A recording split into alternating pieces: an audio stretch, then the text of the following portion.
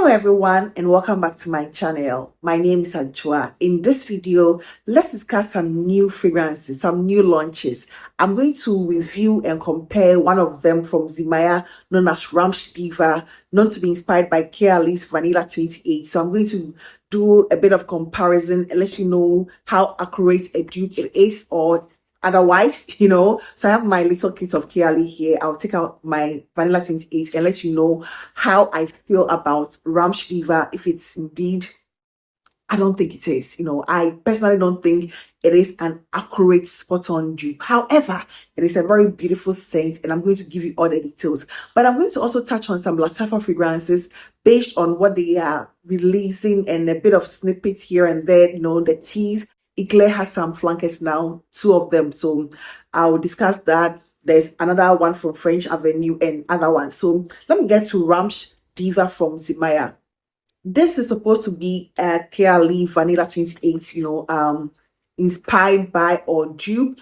However, I think, although it is a very beautiful scent, Ramsh Diva, so it has almost an identical note to Kayali Vanilla, including vanilla, jasmine, and then fruity notes at the top. In the middle, we have sugar, there's tonka, and then vanilla again. And then at the base, there's amber, patchouli, and max, where Kayali's original one has brown sugar and vanilla orchid. So I think that is the most significant difference when it comes to the note structure.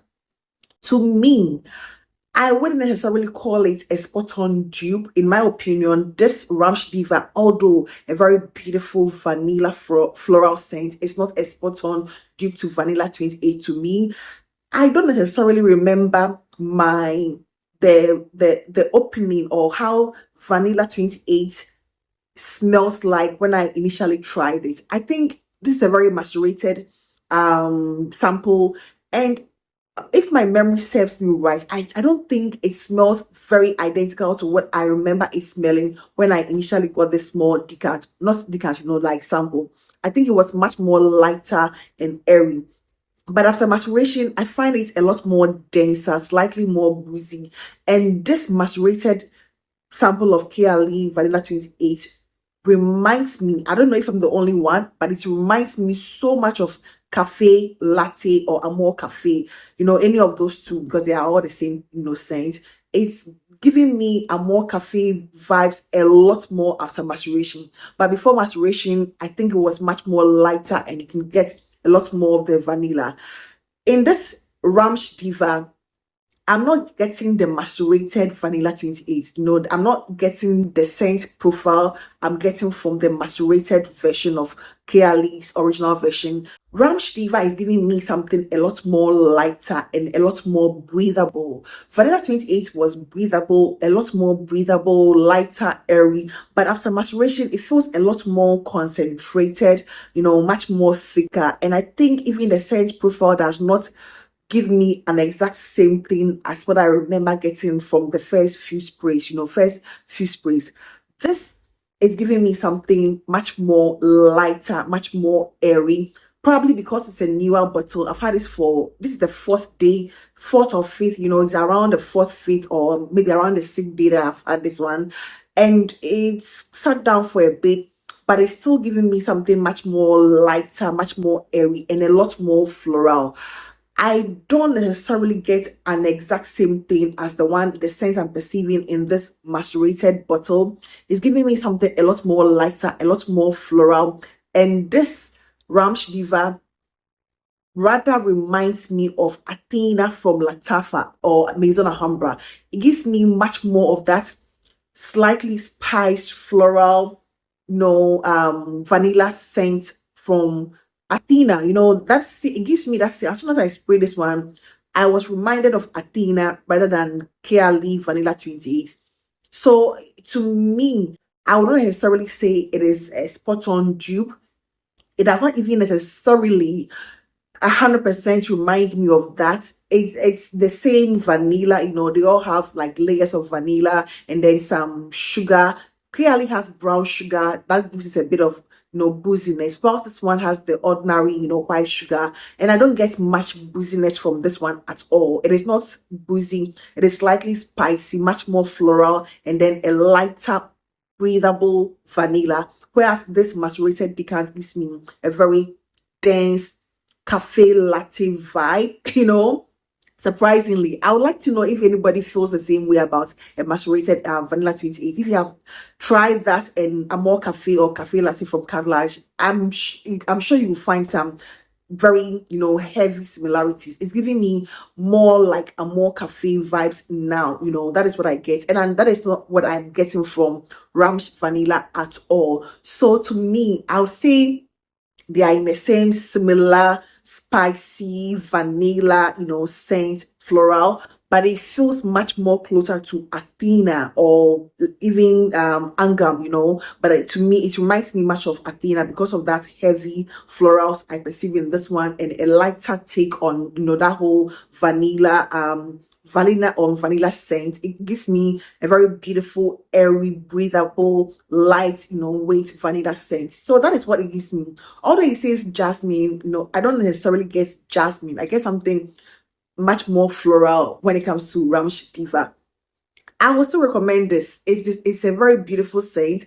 I love it. I actually love this fragrance. It's a very beautiful scent, but to my nose and for my wear test, it doesn't necessarily give me this macerated vanilla 20. So that is going to be my take. So let's talk about Lattafa. There's been several releases, but I'm going to narrow it down to the two flankers of Eclair, known as Eclair Pistache and then Eclair Banoffi.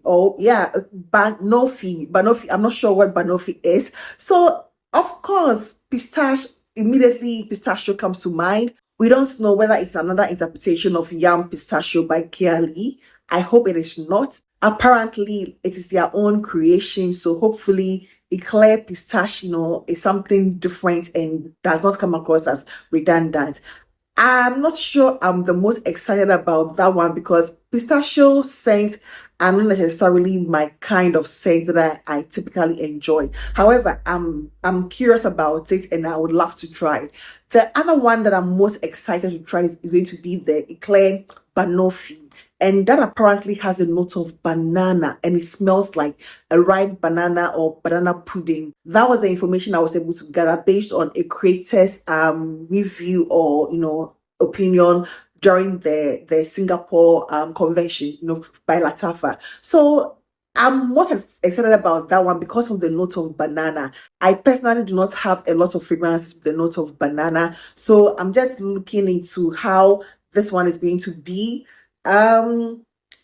Is it going to be a Laffy Taffy, candied banana? No, what is it going to be? What other things are going to be added to it? Is it going to be an annoying gourmand or too realistic? I think a lot of people are sort of moving away from the super realistic foodie fragrances, and we have a lot more people also enjoying them. So yeah, I'm sure there is a market and there is a time for this. So between these two, the one I'm most looking forward to is going to be the Eclair Banoffi. Not to say I'm not excited about the pistache, but I think pistachio in fragrances has not necessarily been my my vibe. So I'm going to look forward to the one with banana. Speaking about bananas, have you heard about Ahmed Al Maghribi Ahl?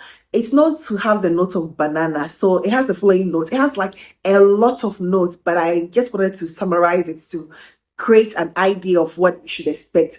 So it's supposedly a banana oud fragrance. So banana gourmand with some oud. That is quite a contrasting, assemble of notes, banana and then oud, and some caramel and patchouli, vanilla, cardamom, pink pepper, coconut, melon, raspberry, a mismatch of fruits and oud.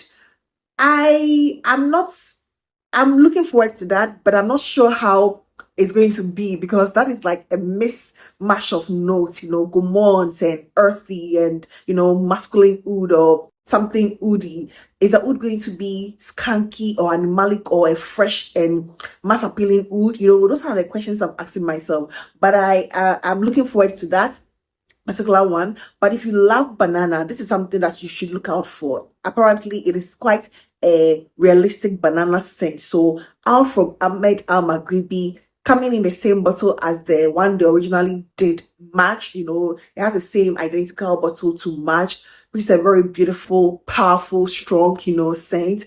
But this is going to be probably the gourmand banana takes. So if you're a fan of banana scents, then we have Al from Ahmed Al Maghribi. Another fragrance I'm not sure I'm necessarily looking forward to, just because of my experience with the original Veneno. I got myself a bottle of Veneno not too long ago, and I'm not sure it is my vibe, although I was thinking I was going to like it. However, there's going to be another flanker of Veneno known as Veneno Scarlet, and that is going to come in the red bottle. I got this picture courtesy of Elite Aroma. It is I think they sell fragrances and they are based in the UK. I was on their page and then saw that they were talking about it and decided to share with you here. So I'm just giving them the credits here because I got a picture from them. We should be expecting Veneno Scarlet soon. I don't think it has hit the market yet, but it's one of those fragrances we should be looking out for. And a bit of information I was able to gather about this, I didn't get it from the same source, but I did some further research and got to know that this fragrance has a note of cherry, jasmine, and then dark roots. Those were the three notes I was able to gather when I got to know that it's Veneno Scarlet coming out. Cherry, jasmine, and then dark wood. So I'm not sure whether it's going to be a masculine leaning one or a feminine leaning one with the cherry, the jasmine, and oud. It could go both ways or either way. And that is going to be Veneno Scarlet from FA Paris. I hope it is a much more better one, in my opinion. Not to say, Veneno, the original one, supposedly the Apple Shisha Accord, I'm still not getting a very beautiful Apple Shisha Accord. I'm still struggling with the fragrance, so I'm still going to give it a lot more time. But I'm hoping to be able to try this Veneno Scarlet, of course, the bottle being a very beautiful, sexy one. And if it is cherry and it's done in a very beautiful way too, I think I will enjoy it. And I think the last one I'm going to share here is already on the market. It's from Paris Corner. It's a flanker to their Mysterium that was released a few weeks ago. And this is known as Cosmic Giardino, and it has a note of sea salt, coconut. It has fig. There is lavender, geranium, and violet in the middle. At the base, there is sandalwood, tonka bean, and then ambroxan. I hope I'm seeing correctly what I wrote myself. So this is known to be inspired by Jean-Paul Gaultier's Le Beau Paradise Garden. It follows in that same Jean-Paul Gaultier bottles. I think I love that presentation, but I'm not sure I've smelled Le Beau Paradise Garden by Jean-Paul Gaultier, but from the little research I did, it seemed to be quite a good fragrance. So hopefully this one from Paris Corner is equally a good one. And that is going to be it for today. And I hope this video found you well. So please do not forget to give this video a thumbs up, and I'll see you in my next one. Take care. Bye-bye.